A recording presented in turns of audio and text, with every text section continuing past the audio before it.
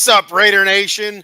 Welcome to the Silver and Black Lair, Las Vegas Raiders edition. I'm your host, the Bat Fry, Kenny Fry, and you know what day it is? It's Friday.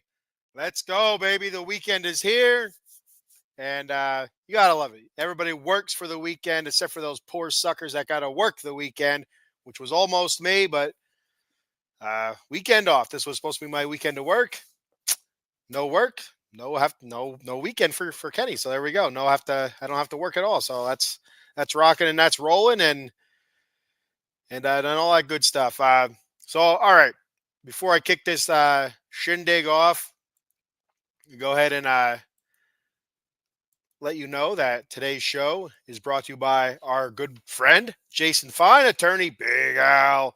You reach Big Al at 1-800-HURT-123. That's 1-800-HURT-123. Jason Fine he specializes in motor vehicle accidents, slip and falls, workman's comp, and personal injury claims. He has 3 office locations conveniently located throughout Pennsylvania and New Jersey. His office in the Garden State of New Jersey is located in Cherry Hill on 3 Greensward Lane. The phone number there, get your pen, get your paper. The phone number in Jersey is 856-209-5258. And he has two offices in the Keystone State of Pennsylvania, one on the east side and one on the west side. The one on the west side is located in the Steel City of Pittsburgh, located at 500 Grant Street, Suite 2900. The phone number there is 412-365-8151. So there you go, yeah, Yinzers.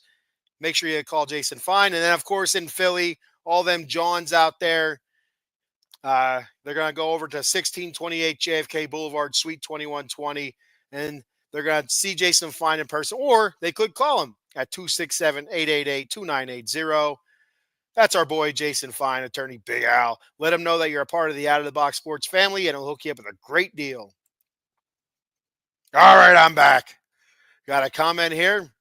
Our boy, Mr. Paul Spencer, saying it's that time. It's that time for some Raider talk. Absolutely, it is time for some Raider talk. You can check Paul out on Wednesdays on Cowboys Weekly. That's Wednesdays at 9:30. And on Thursdays for the NFL Weekly Talk Show. Be sure to check that out. And, show the man some love, right? All right. All right, so we're going to kick this shindig off. We're going to talk a little bit Matt Stafford talk. There's some developments there. We'll talk Matt Stafford. Also, just the other free agent quarterbacks that are out there. I'm not really going to talk about them. I'm just going to go ahead and list a couple. I've been talking about them for a couple of weeks now. Then I'm going to talk free agent running backs. Go over a couple of them that caught my eye. Some I think the Raiders maybe should take a look at, and just some other ones that are just surprising that they're free agents. That's surprising they weren't wrapped up before. Then I'll go ahead and take a look at the top 10 running backs in the draft. Shoot a list of those guys. A couple of them that I think the Raiders could potentially be in the market for. And Raiders.com released their mock 3.0 from the top analysts in sports, I guess, or college sports, football, whatever. So I'll go ahead and read what those experts are saying the Raiders may take with their number 6 overall pick in the first round of the 2025 draft. So that's what we're looking at on today's show. So we'll kick this off with Matt Stafford and Tom Brady on the bunny slope. So there are reports that Matt Stafford and Matthew or Matt, whatever the hell you want to call him, and Tom Brady were seen together talking at a ski resort. And I think the ski resort was in Nevada, but I could be wrong. I think it was in Nevada. And so my first thought was, Jesus Christ, here we go. We're going to get nailed for tampering and all that good stuff. But the NFL cleared the Raiders of that. And I don't know how or why, but I do know that the Golden Boy gets away with another one. The Golden Boy, Tom Brady, can't do no wrong. The NFL loves that guy. Gets away with another one. And but this time benefits us, perhaps. We'll see. And so they're talking. Who knows what they're talking about? They could be talking about, a good way to hard boil eggs. Who knows? Who knows what kind? I don't know. But they also both own a house in the same, ski resort area or whatever. So it's not uncommon, and they live pretty close to each other, like maybe a street over or whatever. So it's not going to be uncommon where they walk out for their mail in the middle of February and happen to see each other. So that may not be uncommon. So I guess you can't really say it was tampering when they're basically neighbors when they're both at that house at their houses. So, but yeah, I just picture Tom Brady and Matthew Stafford on the bunny slope. But then again, uh, I don't think Matthew Stafford's agent would be very happy if Matthew Stafford was on the bunny slope skiing or snowboarding or whatever he does. It just that's first thought would come to my mind is ACL. ACL. The man's looking for 50 mil a year, and he's gonna blow his ACL on the bunny slope with Tom Brady. So that'd be my first thought of it as an agent. But maybe he wasn't even skiing or anything. Maybe he was just there to check out the snow bunnies or whatever. I don't know what Matthew Stafford's into. I know he's married and stuff. But maybe his wife is a snow bunny. Who am I to judge? I don't know. I don't know what constitutes a snow bunny. I don't know. I'm not a snow bunny. I may be what they call a snow bear, uh, a snow, uh, it's a snow seal. No, not a seal. Yeah, they're kind of slick and stuff. Something blubbery. That's why I'd be a snow blubber or something. So like snow whale. But anyway, snow bear. I like snow bear, or polar bear, but snow bear. That's I'm not a snow bunny. Maybe like a snow hedgehog or no, not even a hedgehog, a snow groundhog. There it is. Pennsylvania, good Pennsylvania term there. We got Punxsutawney Phil. So that'd be like a snow groundhog, portly looking, ornery kind of thing that doesn't want to be out in the cold. So groundhogs everywhere out here. So anyway, off of snow bunnies and snow groundhogs. I seen a report this morning as I was finishing up my notes here for today's show after I got off work that the Raiders and Stafford's camp have found common ground on financial parameters. So with Stafford, I think Stafford, I heard Matthew Stafford was in line to make 27 mil this year with the Rams. Okay, Stafford wants closer to 50 million.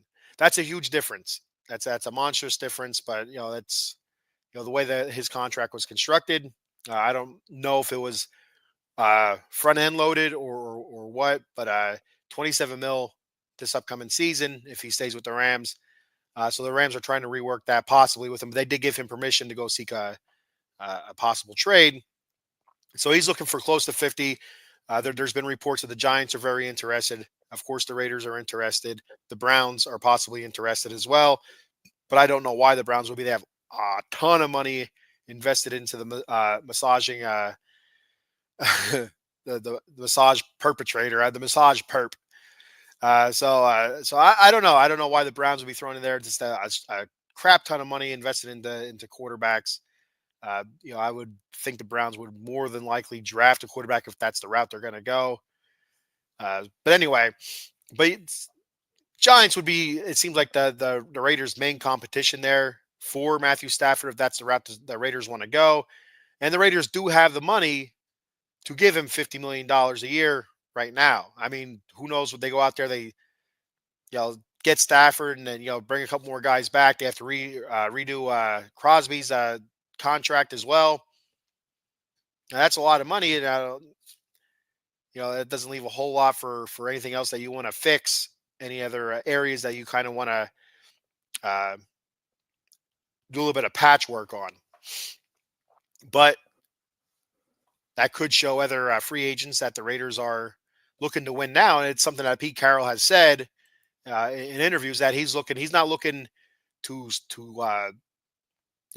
slow work this. He's looking to hit the ground running and win now while fixing issues, in a couple of a variety of ways. So Paul checks in. He said maybe there's a package deal: Stafford 40 million and a Cooper Cup for a third. And then you can draft Ashton Genty in the first round. And I did see something, and that this was just fan talk for Stafford and Cup for Stafford and Cup and a fifth round pick for the Raiders first round.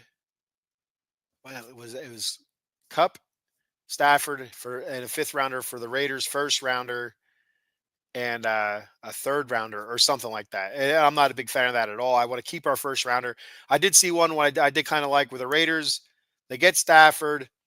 They swap picks with the Rams. The Rams are picking, I think, 27th. It said so. The Raiders would get the Rams pick, and the Rams would get the Raiders pick. The Rams could, potentially either draft a quarterback there or do with it. Would do whatever the hell they want to do with it. I don't care what they do with it. Uh, at 27, though, the Raiders there's still a possibility they can get a quarterback at 27.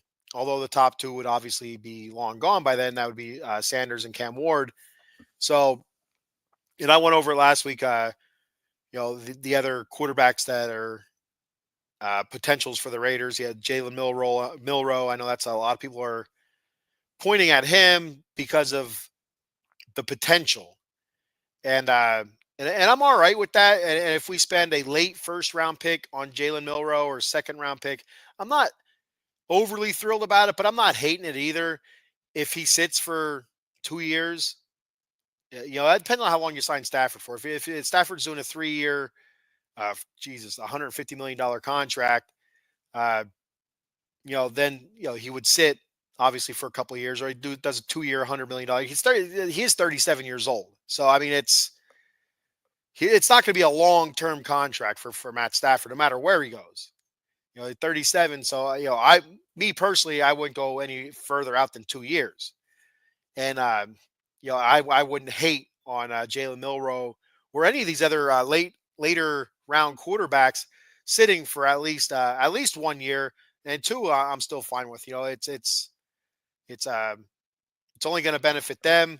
You do lose 2 years of control if you draft those guys in the first round. I don't remember exactly how it breaks down. I think if you're I don't know if you're a first round pick, it's 5 years of control, and then it like lessens each round after that. Or if you're a top 10 pick, it's 5 years and it lessens after that. I'm not really sure. I don't remember how it works down exactly, but yeah, that one I wasn't. I liked because I think it was also is they swapped first rounders. The Raiders got Stafford. The Rams got the Raiders' fifth round pick.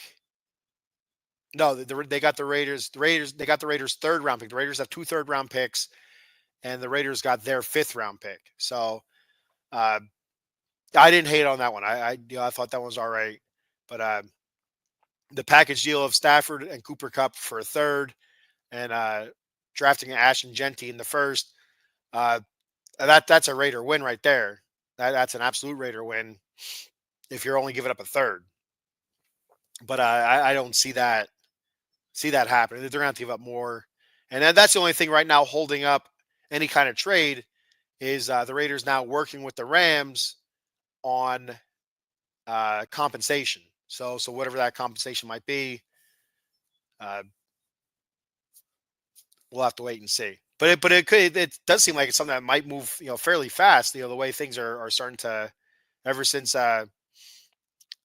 Brady and Stafford were snow tubing.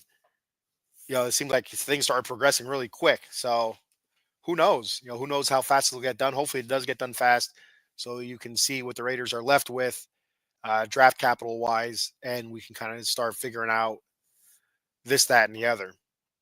Paul also says the dark horse is Kyle McCord for Syracuse, and that's something I also talked about. I really like Kyle McCord, former Ohio State quarterback.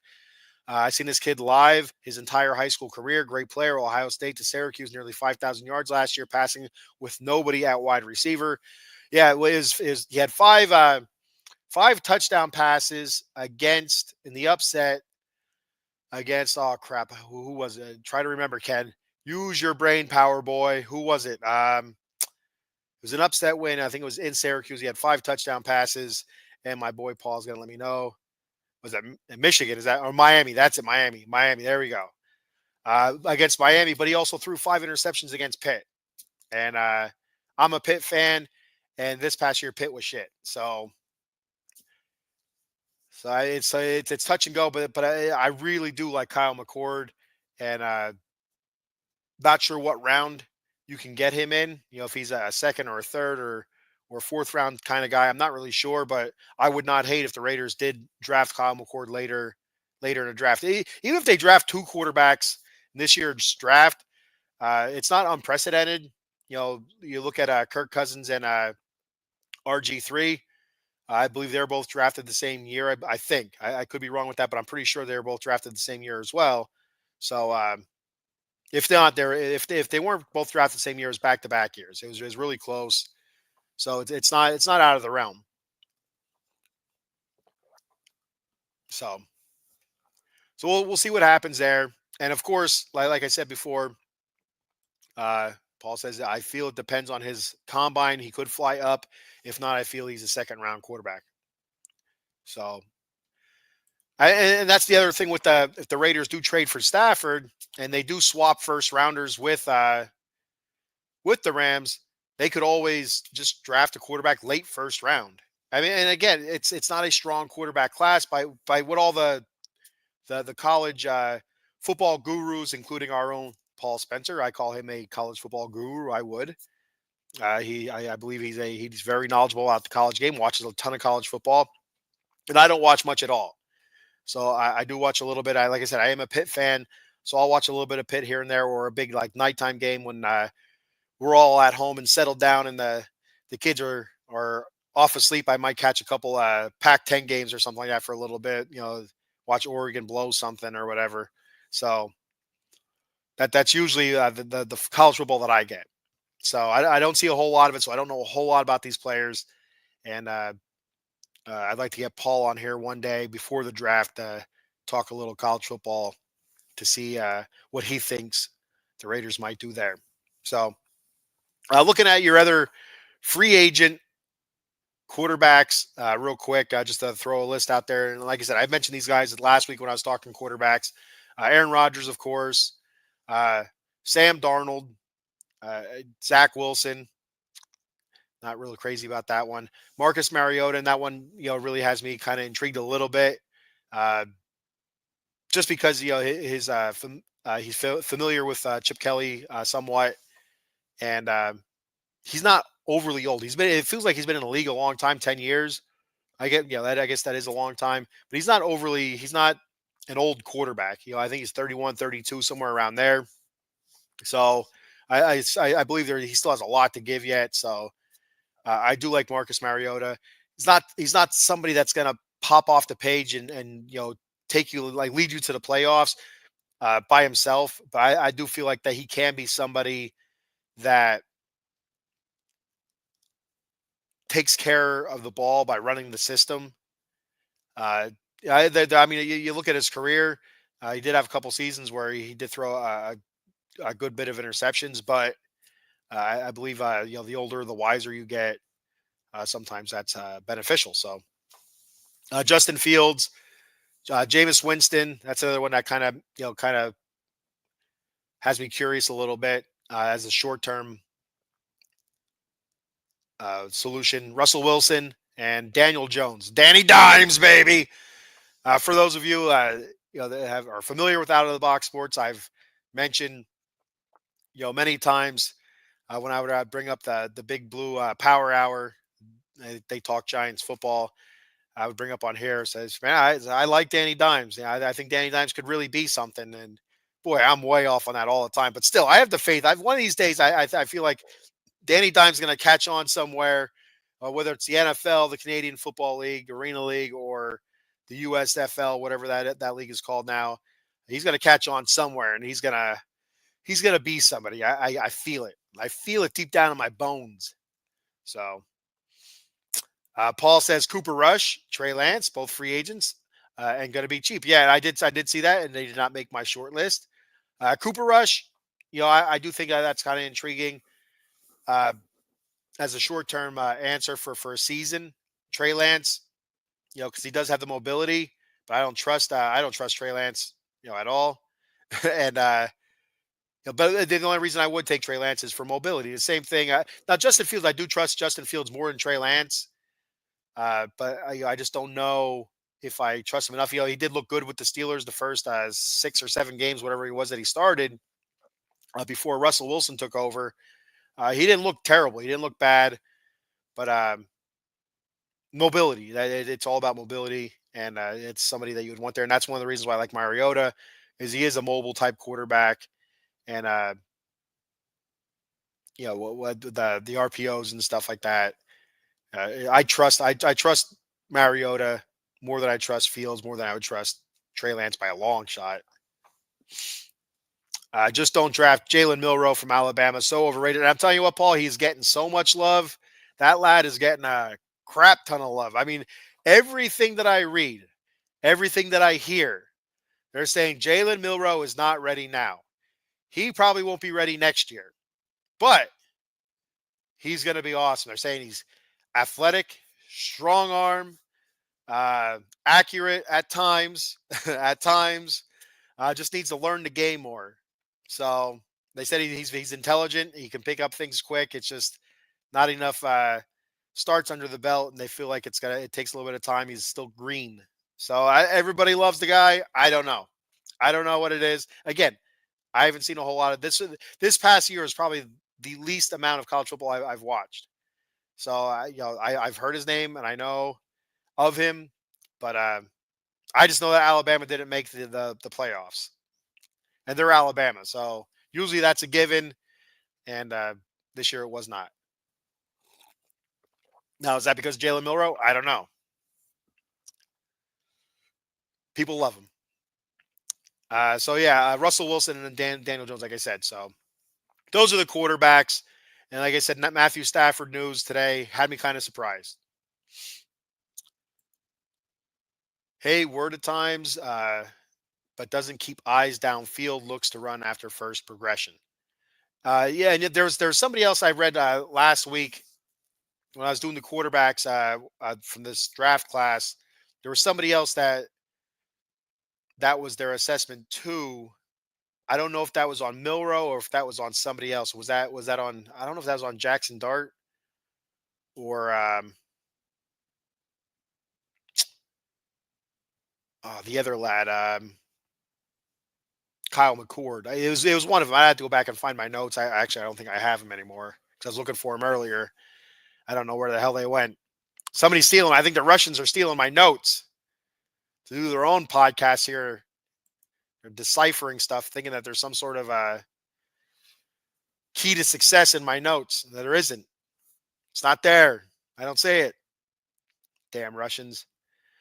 All right. So looking ahead at free agent running back. So I listed last week my personal thought on what the Raiders team needs are going to this offseason.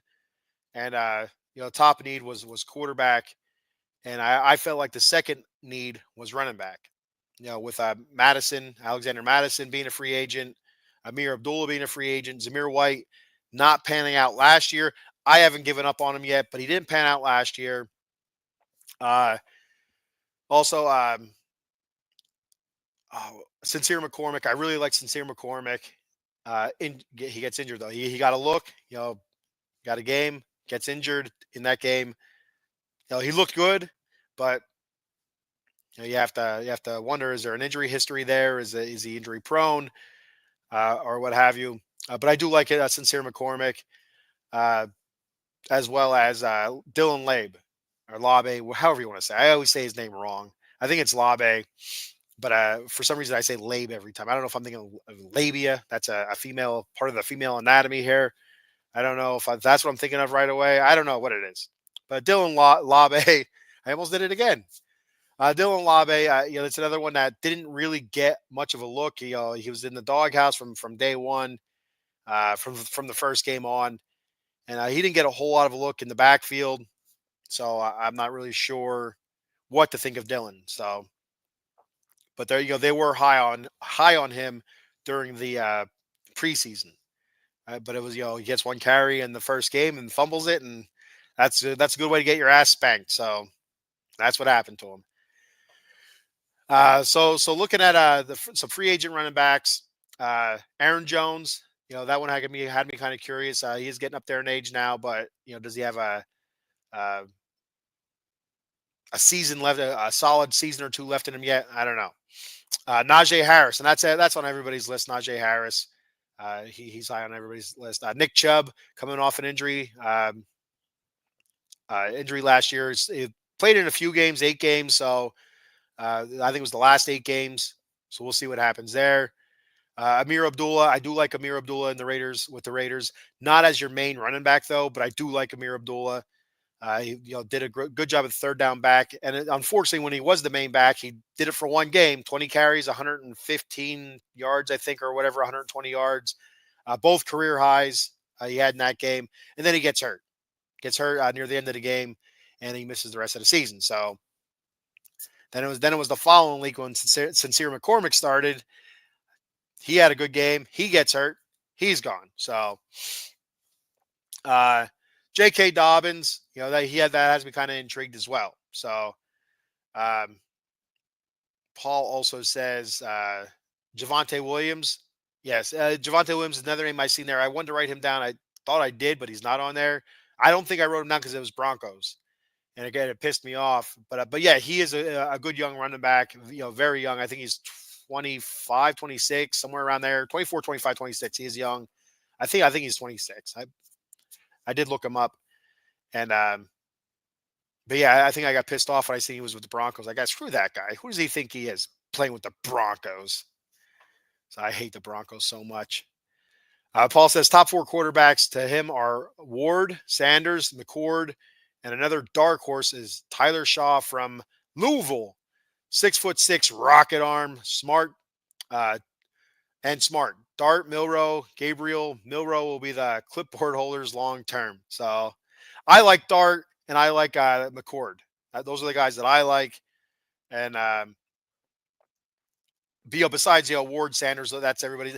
Ward and Sanders are not gonna. I feel like they're gonna go really like 1-2 or 1-3, depending on what teams are going to do to trade up to get one of those guys. But yeah, they're going to be going top three. So if you want to get up there and get one of those quarterbacks, you're going to have to work out a trade to get up there really, early in the draft. The Raiders being 6, trading up from 6 to 2 still might cost a whole lot, and I'm not willing to pay for somebody that might pan out. It's not a definite. And it pisses me off because they're the only two really like top quarterbacks that everybody's talking about, all the experts. They're really shining these guys up, and it's really starting to turn me a little bit. Whereas 3-4 months ago, these same experts are saying, well, there's no real quarterback in this draft class that could be like a somebody that turns around a franchise, or then they're talking about these guys now like they can turn around a franchise. These guys are screwing with my head, they're killing me, messing with me, something fierce. I hate it. So I don't know who to believe, who to trust. I don't trust anybody now that tells me anything on whether it's in print or on a podcast about these quarterbacks. They told me they weren't great, and they're shining some of these guys up to be great. I don't know. So looking at Aaron Jones, played 17 games last year, and this is one thing that makes me nervous. 255 carries, a lot of work for an older back. That was a career high for him. 1,138 yards, 5 touchdowns. He also caught 51 balls for 408 yards. I like that. 2 touchdowns there. Najee Harris last year played in all 17 games, 263 carries. Still a relatively young running back. 1,043 yards, 6 touchdowns, 36 catches, 283 yards. Nick Chubb, like I said before, played in, I believe it was the final 8 games or something like that of the season. 102 carries, 332 yards, 3 touchdowns. He also caught 5 balls for 31 yards and a tutty. Last year, Amir Abdullah with the Raiders, 16 games, 66 carries, 311 yards, 2 touchdowns, 40 catches, 261 yards, 3 touchdowns. That's what Amir Abdullah is. He's a third down back. Somebody to go out in the flat or what have you. Pick up a blitz. Go out in the flat, catch a ball, turn it upfield. That's what he is. And J.K. Dobbins last year, 13 games, 195 carries, 905 yards, 9 touchdowns, 32 catches, 153 yards. Those are the guys that I kind of narrowed down a little bit. I'm sure there's other guys I'm sure that I just didn't notice. Like Javonte Williams, like Paul was saying, I did look at him. I just didn't look up his stats because he's a Bronco. I don't know. Next year's class is worse. Arch Manning should be first quarterback to go, and I think that's what your Cowboys are aiming at with some of their moves. Maybe they're looking to go up and draft Arch Manning, trade away your franchise quarterback Dak Prescott, perhaps, and go to Arch Manning. That's something you and Cowboy Dave can talk about on Cowboys Weekly, and I'm sure Dave will enjoy it. You may not like it. I'm sure Dave will be cheery disposition about it. So Paul says, what about Rico Dowdle from the Cowboys? Yeah, played great last year on a crap team.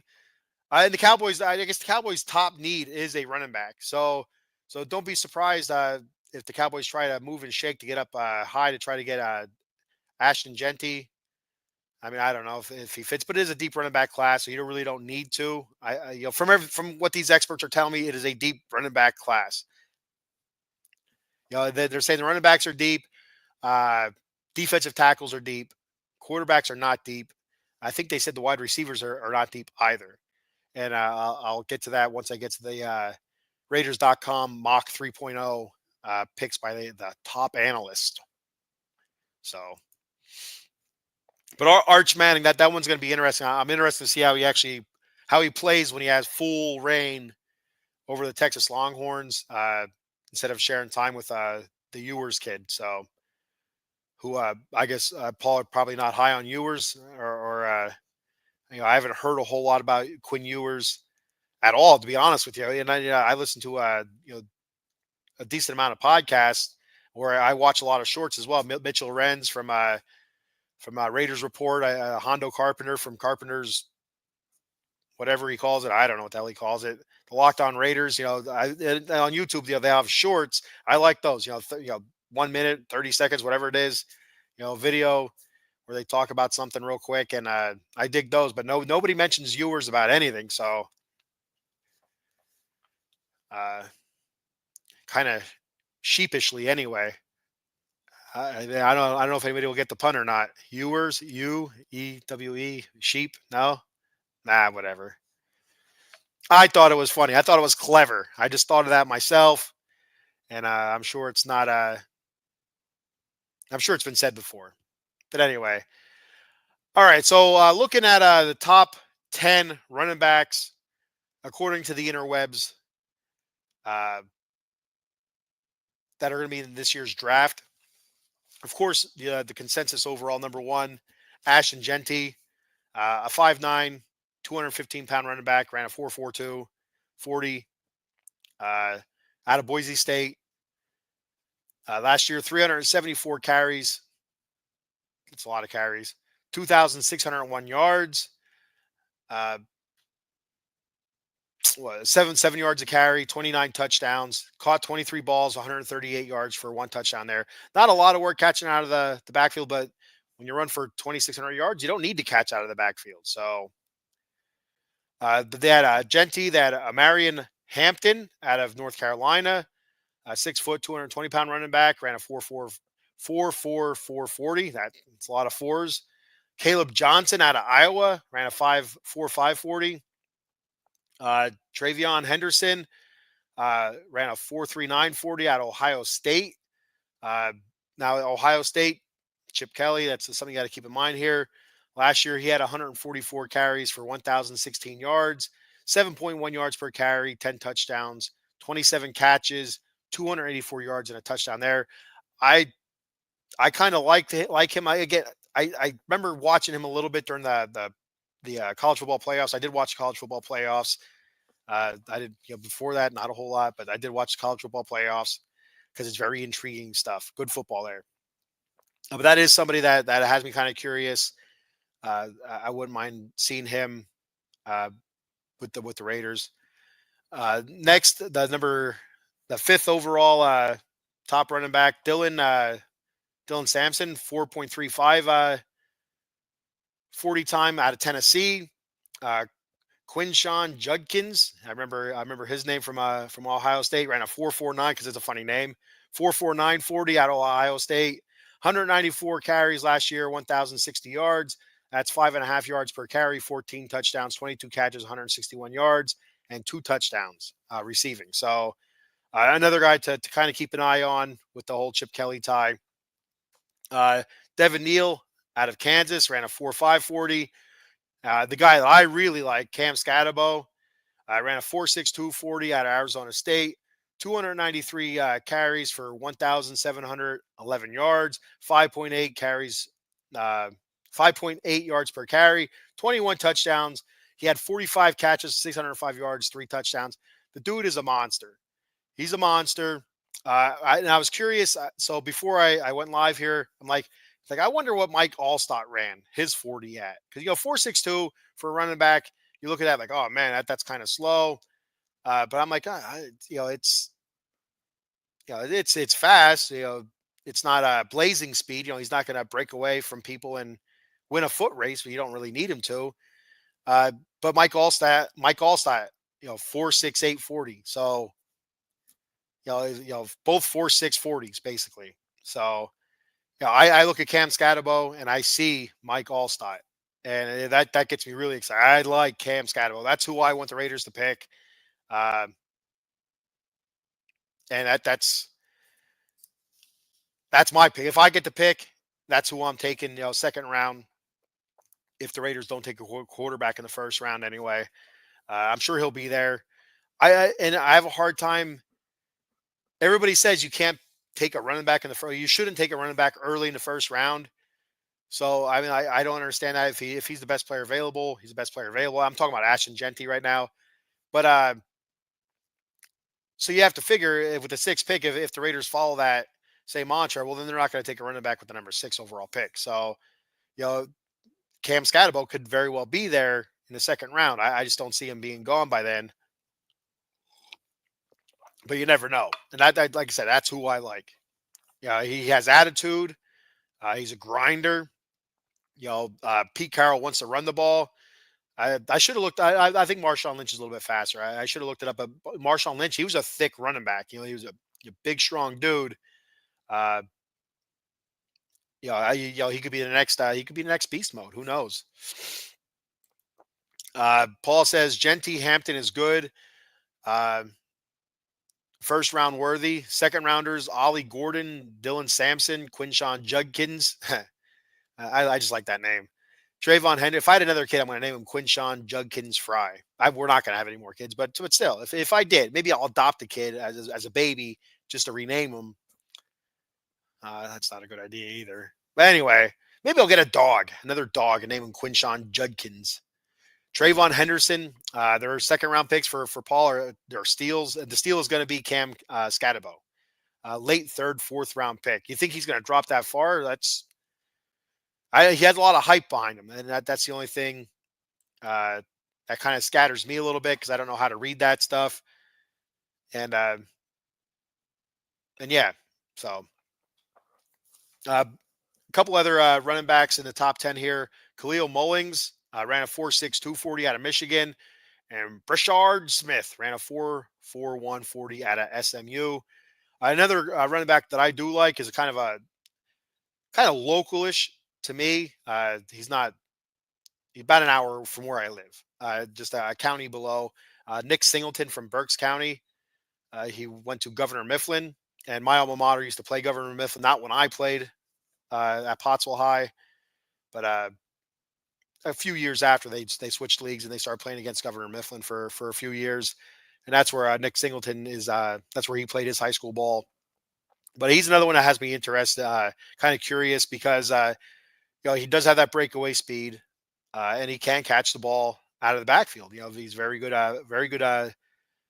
hands for a back. So 172 carries, 1,099 yards, 6.4 yards per carry, 12 touchdowns, 41 catches, 375 yards receiving, and 5 touchdowns.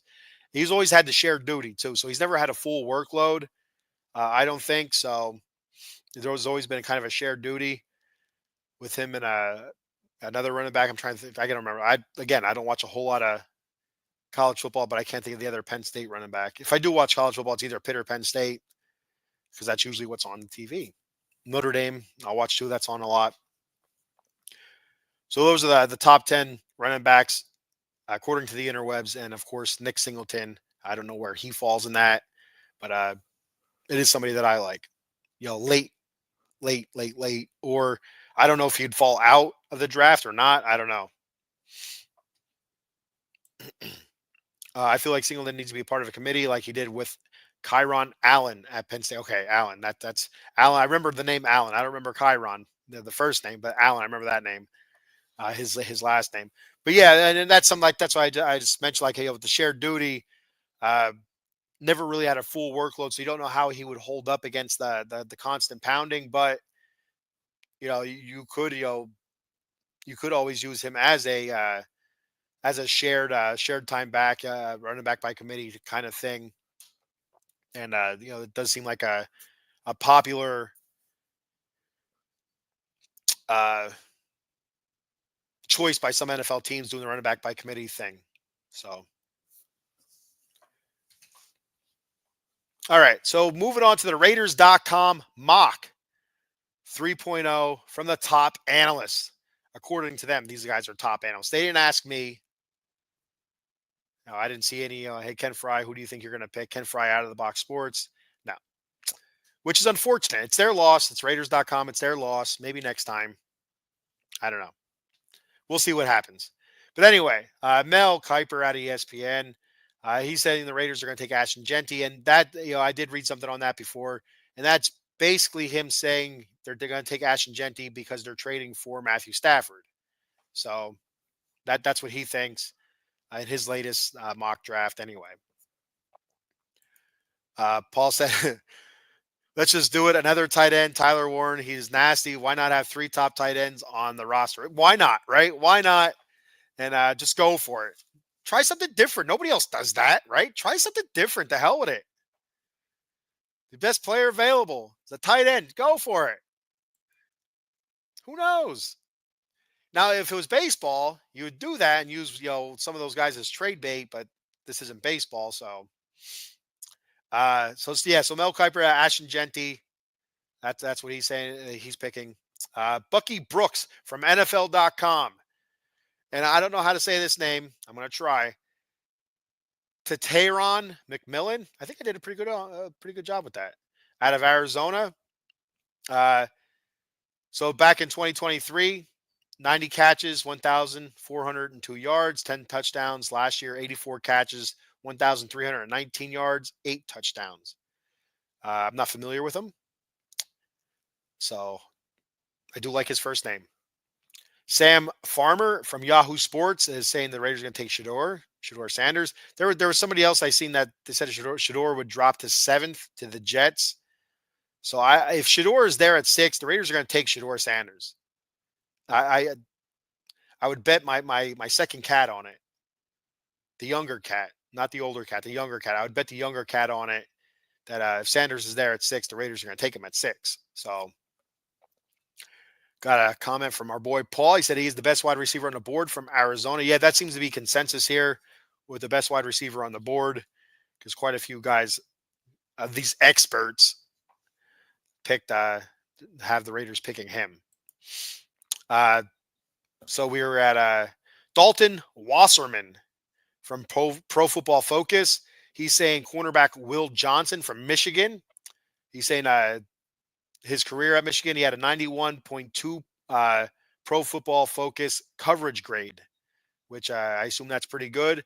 And he said the Raiders last year were the worst in the league, according to Pro Football Focus in coverage grade. So they're saying that. Garrett Podell from CBS Sports is saying Tatarian McMillan. Tom Fornelli from CBS Sports is saying Will Johnson, the cornerback from Michigan. Gennaro Felice from NFL.com is saying McMillan. Fox Sports throws a curveball. They don't give an expert's name. They just say Fox Sports. We're full of experts. So they don't give a name for an expert. They say we're Fox Sports. So they're saying that they throw a curveball and they say Will Campbell, offensive tackle out of LSU. He had last year, 2023, and it's not 2024, but 2023 had 15 straight games without giving up a sack. So I don't know what that says about 2024. Did he not play in 2024? I don't know. I don't know why they said 2023. I want to know about 2024. Josh Edwards from CBS Sports is saying McMillan. And finally, The Athletic, another full of themselves company here that doesn't give it an expert's name, top analyst. consider themselves all top analysts, or you have to pay $3.99 a month to find out who their top analysts are. Get a subscription there, but they have the Raiders taking Shador Sanders at 6 as well. So there you have it. It seems to be a three-way toss-up between these top analysts, Tatarion McMillan, Shador Sanders, and Will Johnson, cornerback. So we'll see what happens there. The Will Johnson one has me kind of iffy on it. I'm assuming. I guess he was injured last year. He only played 8 games. 2024. I think it was 8 games. He didn't play a full season, so I don't know if he was injured or he didn't want to hurt his draft stock, so he quit halfway through the season. I don't know. I don't know what happened there. So, all right, one last topic here to get through, and it's a very important topic. There was reports that the Green Bay Packers were petitioning the NFL to do a rule change to ban the tush push, the brotherly shove, whatever the hell you want to call it. So I want to know your thoughts out there on the possible banning of the tush push, the brotherly shove, whatever you want to call it, the quarterback sneak with people pushing people. What are your thoughts on it? Paul says Campbell is a plug and play starter day one. He can play guard too, and is the best offensive lineman in the draft. Him and Banks. So, and the Raiders, I like their offensive line, how it progressed throughout the season.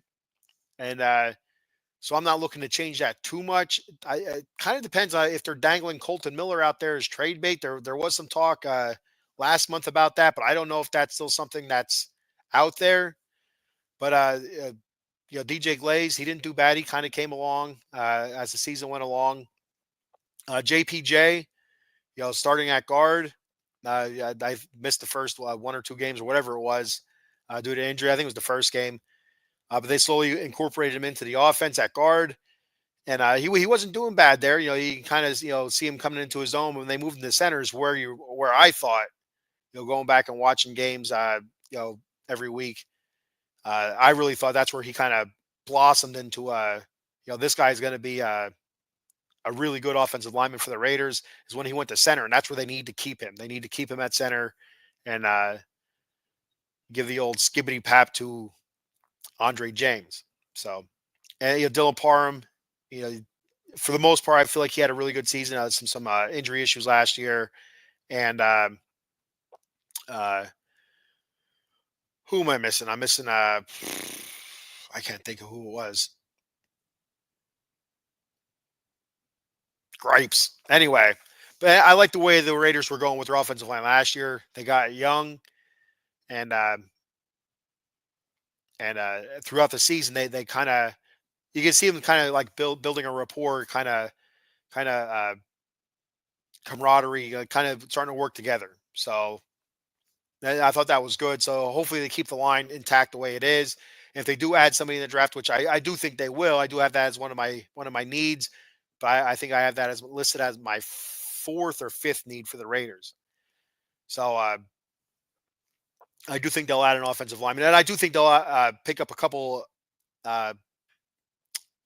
veteran offensive linemen in free agency, and I'll talk about that in a couple of weeks once I get to that part of the team needs.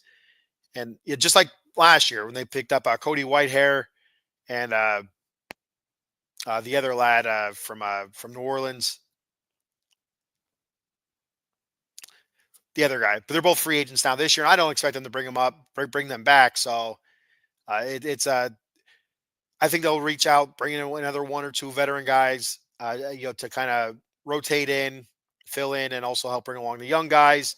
And the young guys, I see them continue to blossom. And like I said, I do think the Raiders will draft an offensive tackle or guard, an offensive lineman, we'll just say, because it seems like anytime there's an offensive tackle that's drafted, it says next to their name, can play guard. So an offensive lineman.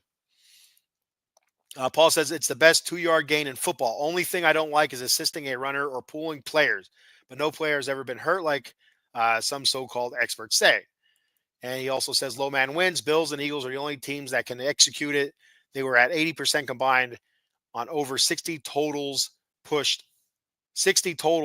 Cowboys stride, and were the Cowboys were 4-12, and 4 plays lost 2 to 3 yards. So that's bad. I didn't see the Raiders try it at all. The quarterback sneak, yes, but the tush push part of it, no. So so back to the tush push part. Tush push.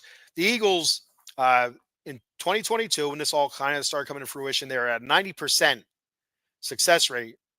2023, 83%. 2024, 81%. Last year, the Bills, Josh Allen was 20 of 21 on that play in the regular season until he met the Kansas City Chiefs and in the AFC Championship game, and he was only 2 for 5. So the Chiefs kind of figured it out, and he kept going left. Just kept doing it. Well, try something different. Jeez, go up the freaking middle, man. He'd go left, and they'd shove his ass back, reverse tush push. So Philly and Buffalo together combined 163 times doing this over the past 3 years, 87% success rate over the past 3 years. So there it is. And you know what? The only thing I think they should ban about this is the name tush push. There's something weird to me hearing 60 or 70-year-old analysts on television saying, "Oh, here comes the tush push." I don't like it. I don't like it. And a brotherly shove, I'm okay with. I don't love it, but I really don't like tush push. I don't like tush push. It's weird. It just doesn't. Sounds juvenile. Sounds perverted. An old guy saying it sounds really bad. So tush push, I don't like it at all. Don't like the name. Uh, Paul says, let's get it straight. It'll always be the Bush push. When Reggie Bush did it, yes, USC, Notre Dame, Matt Leinart, 4th and 1 versus Notre Dame. God, do you remember? You do remember that play? Was that the game-winning touchdown, Paul?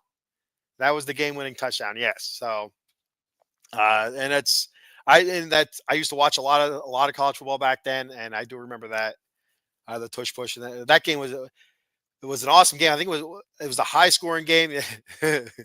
Lots of Irish, wet Irish eyes. So crying Irish eyes that day, that night. It was a night game. I remember that. So it was a hell of a game, and that's when USC was on their run with Pete Carroll. So we'll call it the Trojan the Trojan tush push. Yeah, just so my only thought on tush push is it's something they should keep in yet. And like Paul mentioned before, injury wise, just not seeing it. Not seeing an overabundance of injuries. There was one expert that did say there's not enough data on it because it's not ran enough. I mean, but you have to look at the NFL. They altered kickoffs, kickoff returns.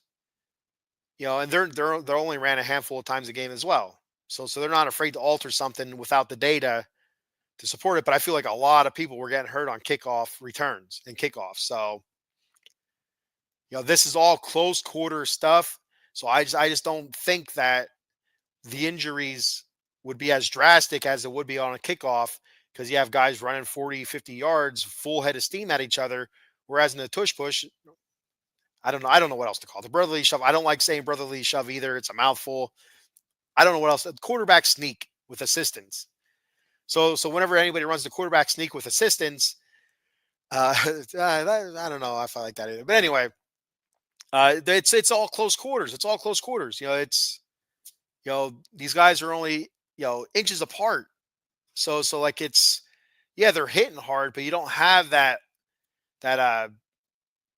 built up energy there. It's just leaning on each other and pushing. That's basically it. And having those guys come up behind him and lift him like a like a baby in Dirty Dancing, like Johnny did Baby in Dirty Dancing. You know what I mean? So I don't know. Paul says Kyle McCord did it as well 2 years ago with Ohio State to beat Notre Dame. Game one to win the game on 4th and 1 at the goal line. Again, a heartbreaker, man. I don't remember that one, but it helps when your quarterback squats 600 pounds. Yeah, absolutely, absolutely, and it's definitely a bonus. But when I watch the quarterback sneak with assistance, I see those guys behind. I don't even see Jalen Hurts really getting all that low to push with his legs. I see those guys behind just grabbing him back by the back of the shirt, kind of lifting him up and pushing him. Like I said, like Johnny would do to Baby in Dirty Dancing. They do that part where she goes running up and pick her up over his head. It's kind of like they grab him from behind and kind of like bench him up. So that's what it looks like to me. But yeah, it does definitely help when your quarterback can squat that much. And Jalen Hurts, father was a power lifter and stuff, so he knows about core muscle and all that good stuff. So yeah, it's not somebody I'd want to get in a kicking contest with. So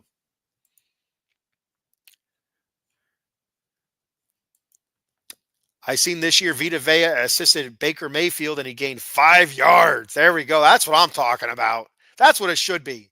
If you're going to run a quarterback sneak, get it 5 yards a clip. And a real quick story before I check off here. I've been on for almost an hour. When I played high school football, living in the past, blah blah blah, whatever. Suck it.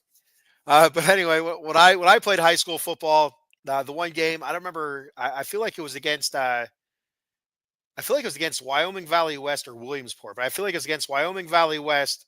We were playing in the Wyoming Valley Conference, which means nothing to anybody who's listening to this, who's not from the area I live in. So I apologize. But anyway, the point of the story is we were having a hard time moving the ball, and it just was not happening. The game was still fairly close. I think we were down by a touchdown or one or two touchdowns. So we were still in the game. Our defense was playing well, and we decided to, our coach went in at halftime and he said, we're gonna grind them down.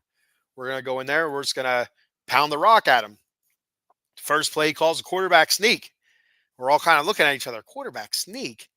All right. Well, we did it and we got 7 yards. All right. Next play he goes quarterback sneak. All right. Ran it again. Got 10 yards. Next play quarterback sneak. We ran that play 7 times in a row before they stopped it.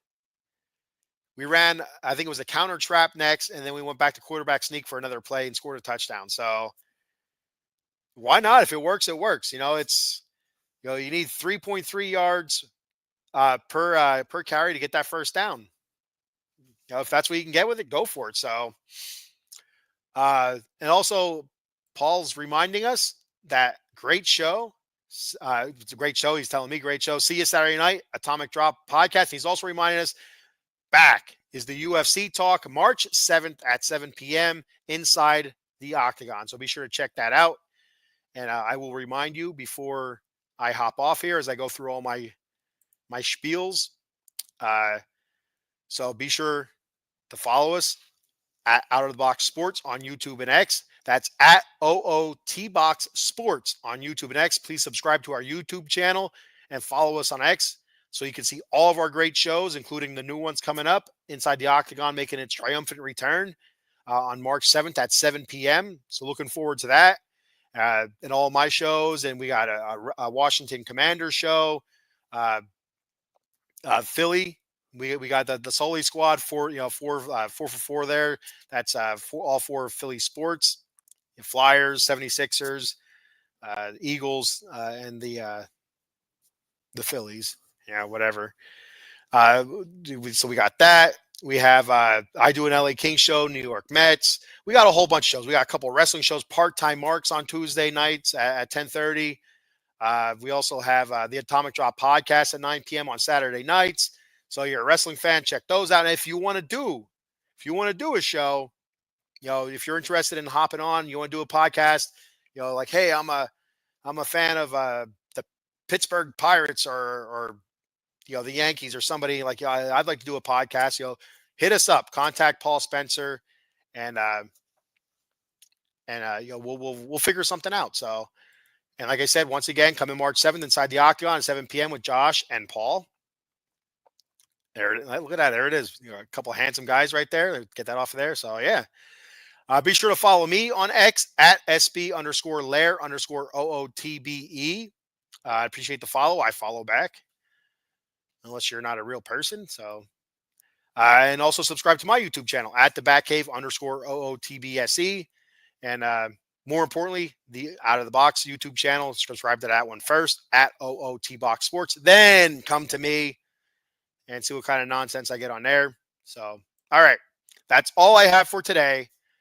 Uh, I want to thank everybody for checking the show out. Thank you for comments. Be sure to share it, like it, let your brothers and sisters know, all that good stuff. And yeah, so until next time, uh, just win, baby. See you later.